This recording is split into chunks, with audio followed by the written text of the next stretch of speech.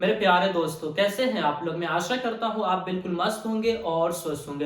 दोस्तों, आज के इस वीडियो में मैं आपको म्यूचुअल फंड का जादू के बारे में बताने वाला हूं। अब सपोज कीजिए कि आप आज से 20 साल पहले म्यूचुअल फंड में 10,000 रुपए अपने पैसे को इन्वेस्टमेंट किए होते और उस पैसे को भूल जाते, तो आज के वक्त में उस 10,000 रुपए की क्या वैल्यू बन जाती। या फिर आज के वक्त में आप 10,000 रुपए को अपने इन्वेस्टमेंट करते हैं म्यूचुअल फंड में, तो आज से आने वाले 10 साल, 20 साल, 50 साल के बाद उस 10,000 रुपए की क्या वैल्यू बन जाएगी। तो इस चीज को जानने के लिए आप बस इस वीडियो को शुरू से लेकर लास्ट तक ध्यान से देखिएगा, तब जाकर के आपको म्यूचुअल फंड के जादू के बारे में समझ में आएगा कि क्यों लोग म्यूचुअल फंड के पीछे पागल हुए पड़े हैं। जितने भी इन्वेस्टर से पूछिए, वो सभी लोग आपको यही सलाह देंगे कि आप ना अपने पैसे को म्यूचुअल फंड में ही इन्वेस्टमेंट कीजिए। तो चलिए बिना देर किए हुए हम इस जादू को देखते हैं कि 10,000 रुपए अगर हम अपने म्यूचुअल फंड में इन्वेस्टमेंट करते हैं तो हमें फ्यूचर में क्या रिजल्ट देखने को मिलता, अगर हम किए होते तो हमें आज के वक्त में क्या रिजल्ट जो है वो देखने को मिलता। तो चलिए एक हम एग्जांपल को लेके चलते हैं। आप मान के चलिए कि आपका इन्वेस्टमेंट अमाउंट जो है, आपका इन्वेस्टमेंट अमाउंट है मात्र 10,000 रुपए। यानी कि आप 10,000 रुपए वन टाइम इन्वेस्टमेंट करते हैं या फिर आप वन टाइम लमसम करते हैं, दोनों एक ही चीज है। एक बार पैसे को जो हम इन्वेस्टमेंट करते हैं उसे लमसम या फिर हम वन टाइम इन्वेस्टमेंट कहते हैं। तो एक बार आप अपने 10,000 रुपए को इन्वेस्टमेंट करते हैं और बात करें हम रिटर्न्स की कि आपको इतना का रिटर्न्स अगर दिया जाए तो आज के वक्त में इस 10,000 रुपए की क्या वैल्यू बन जाएगी। मान लीजिए आपको 20% का रिटर्न्स मिलता है। मैं जो अभी फंड आपको बताने वाला हूं, जो कि एक हमारा एसबीआई का फंड होने वाला है, उस फंड ने ऑल ओवर रिटर्न जो है वो 22% का बना करके दिया है। लेकिन एग्जाम्पल हम 20% लेके चल रहे हैं क्योंकि मार्केट किसी भी डायरेक्शन में जा सकता है, इसलिए 2% रिटर्न हम कम लेकर के चल रहे हैं। चलिए अब हम देखते हैं ड्यूरेशन को।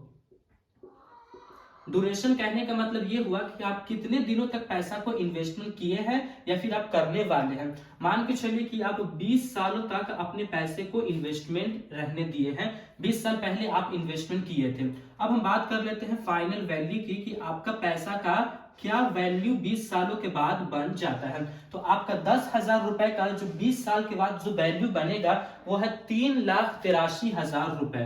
तो इस चीज को हम यहाँ पे लिख देते हैं, 3,83,000 रुपए। ये तो आपका 10,000 रुपए अगर 20 सालों के लिए इन्वेस्टेड है, 20% का रिटर्न्स मिलता है, तब जाकर के आपको इतना पैसा मिलेगा।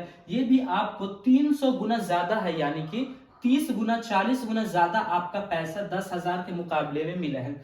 इसी ड्यूरेशन को थोड़ा हम बढ़ा करके देखते हैं कि हमारे पैसे के ऊपर क्या प्रभाव पड़ता है। ड्यूरेशन को हम बढ़ा करके कर देते हैं 40 साल, कि मान लीजिए हम 40 सालों तक 10,000 रुपए को इन्वेस्टमेंट करते हैं, तो 40 साल के बाद हमारा 10,000 रुपए क्या बन जाएगा। चलिए हम देख लेते हैं इसके भी फाइनल वैल्यू की कि हमें 40 साल के बाद हमारे 10,000 रुपए का क्या वैल्यू बन जाएगा। तो 40 सालों के बाद जो आपका 10,000 रुपए का वैल्यू बनेगा वो आपका वैल्यू बन जाता है 1,46,97,000 रुपए। इस चीज को हम यहाँ पे लिख देते हैं, 1,46,97,000 रुपए आपका 10,000 रुपए का वैल्यू बन जाता है।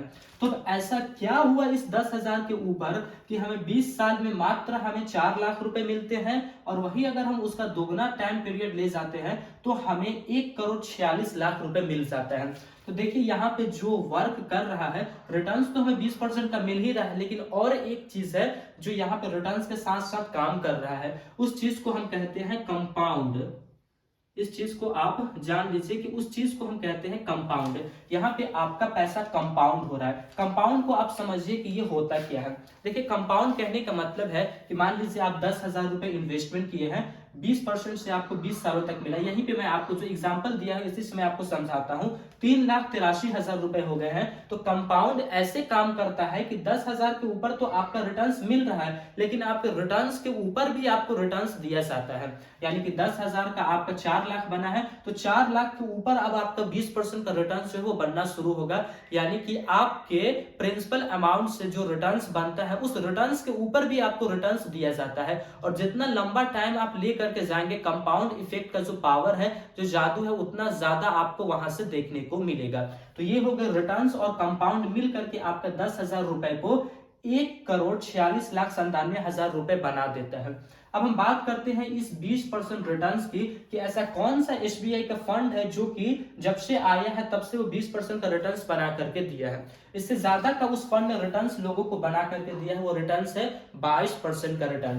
तो चलिए अब हम उस फंड की बात कर लेते हैं कि कौन सा फंड है जो 22% का रिटर्न लोगों को बना करके दिया है। उस फंड का नाम है एसबीआई स्मॉल कैप फंड है। एसबीआई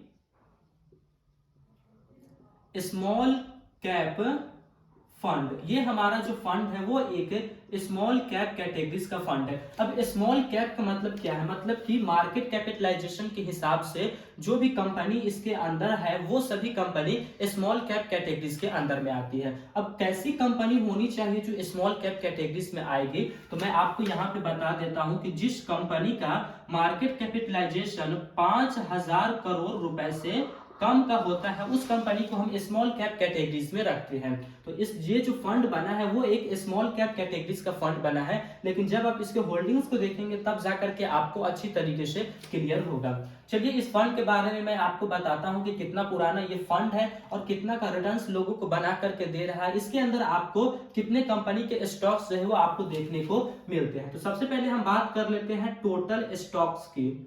स्टॉक्स का मतलब होता है कि इस कंपनी के अंदर, इस फंड के अंदर कितने कंपनी के स्टॉक्स हैं। हम यहाँ पे इन्वेस्टमेंट करते हैं अपने पैसे को, तो हमारा पैसा कितने कंपनी के अंदर में जाता है। तो टोटल स्टॉक्स की अगर हम बात करें तो यहाँ पे आपको 54 कंपनियों के स्टॉक्स जो है वो आपको देखने को मिलेंगे। यानी कि आपका पैसा जो है वो 54 कंपनी में चला जाता है, आपका पैसा 54 कंपनी में डिवाइड हो करके इन्वेस्टमेंट हो जाता है। चलिए अब हम बात करते हैं इसके लॉन्चिंग डेट की, कि इस फंड को लॉन्च कब किया गया है, कितना पुराना ये फंड जो है वो हमें देखने को मिलता है। उसके बाद हम देख लेंगे इसके फंड साइज को, कि कितना बड़ा ये फंड साइज जो है बन चुका है, कितना लोग यहाँ पे विश्वास किए हैं। लॉन्चिंग डेट की अगर हम बात करते हैं तो इस फंड को जो लॉन्च किया गया है वो है 9 सितंबर 2009 ईस्वी को।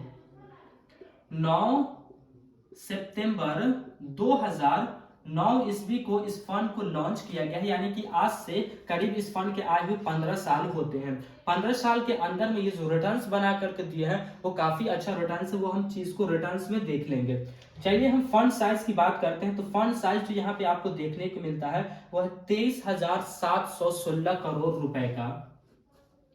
23,716 करोड़ रुपए का आपको फंड साइज देखने को मिलता है। अगर हम ये कहें कि ये जो फंड है वो किस कैटेगरीज में आता है, मार्केट कैपिटलाइजेशन के मुताबिक ये किस कैटेगरीज में आता है, तो देखिए जैसा कि मैंने आपको बताया है कि 5,000 करोड़ से नीचे का अगर होता है उसका, तो हम उसे स्मॉल कैप कैटेगरीज में कहते हैं। लेकिन यहाँ 23,000 करोड़ का है तो ये उससे ऊपर लेवल का पहुंच गया। ये फंड की बात कर रहा हूँ, उससे ज्यादा पैसा ये फंड जो है वो मैनेज कर रहा है।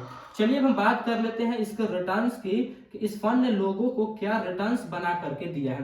पहले हम बात करेंगे 3 साल के रिटर्न्स की, कि 3 साल के अंदर में इस फंड ने लोगों को क्या रिटर्न्स जो है वो बना करके दिए हैं। 3 साल का जो रिटर्न्स है वो यहाँ पे आपको 25% जो है वो देखने को मिलता है। वही अगर हम ऑल ओवर रिटर्न्स की बात करें कि जब से ये फंड आया है तब से लोगों को ये कितना का रिटर्न्स जो है वो बना करके दिया है, तो ऑल ओवर रिटर्न्स इसका आपको 22% का देखने को मिलता है, जो कि स्मॉल कैप कैटेगरीज के अंदर में काफी बड़ी बात होती है। जो कि स्मॉल कैप जो है वो सबसे ज्यादा रिटर्न्स देने के लिए नामी ग्रामी माना जाता है। चलिए अब हम बात कर लेते हैं इसकी लास्ट में होल्डिंग्स की, कि हमारा पैसा तो 54 कंपनी में जाएगा, लेकिन 54 कंपनी में से हमारा पैसा कैसी कैसी कंपनियों के अंदर में जाएगा।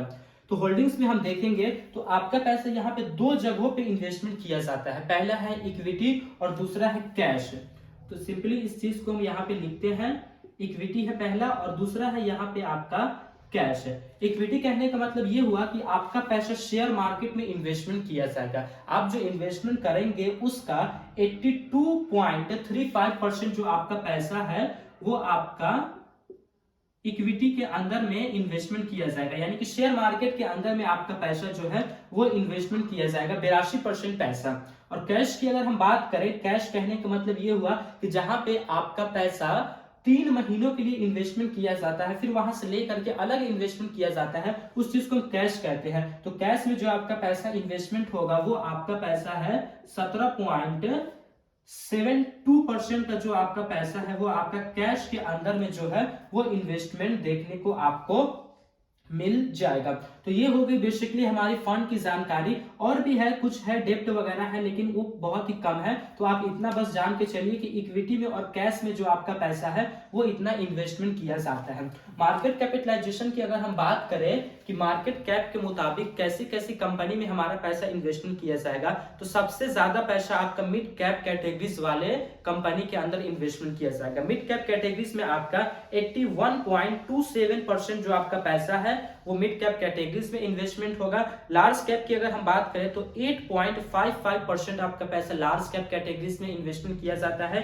और स्मॉल कैप की बात करें तो यहाँ पे आपका 10.18% जो पैसा है वो आपका स्मॉल कैप कैटेगरीज के अंदर में इन्वेस्टमेंट किया जाता है।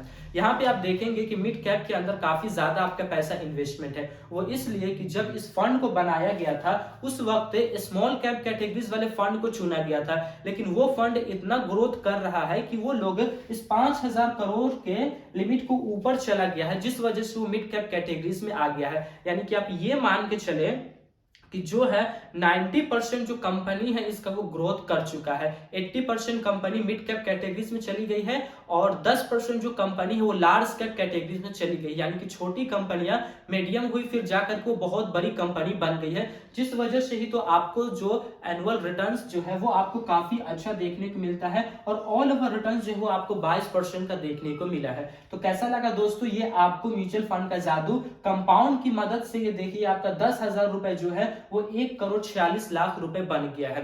दोस्तों ये वीडियो आपको कैसी लगी है आप कमेंट बॉक्स में जरूर बताइएगा, ताकि मुझे भी और वीडियोस इस प्रकार की बनाने में अच्छा लगे। बाकी दोस्तों ये वीडियोस कुछ सजेशनल वीडियोस नहीं है कि आप इस चीज को देख करके अपने पैसे को इन्वेस्टमेंट कर दे और इसी फंड में कर दे, ऐसा बिल्कुल नहीं है। बल्कि हाँ, आप जब भी इन्वेस्टमेंट करें तो आपके जो फाइनेंस के कोच है जिनसे आप सलाह ले करके अपने पैसे को इन्वेस्टमेंट करते हैं उनसे आप एक बार सलाह ले लीजिए, तब जाकर के आप अपने पैसे को इन्वेस्टमेंट कीजिए। लेकिन आप इसके ऊपर भी चलेंगे तो आपको काफी अच्छा रिजल्ट ही देखने को मिलेगा, क्योंकि मैं भी जब वीडियोस को बनाता हूं तो काफी ज्यादा रिसर्च करके तभी मैं वीडियोस को बनाता हूं। तो यहीं पे हमने इस वीडियो को खत्म करते हैं, फिर मिलेंगे दोस्तों एक नए वीडियो में। तब तक के लिए जय हिंद जय भारत, अल्लाह पाक आपको सलामत रखे और आप हमारी वीडियोस को इसी तरह देखते रहें।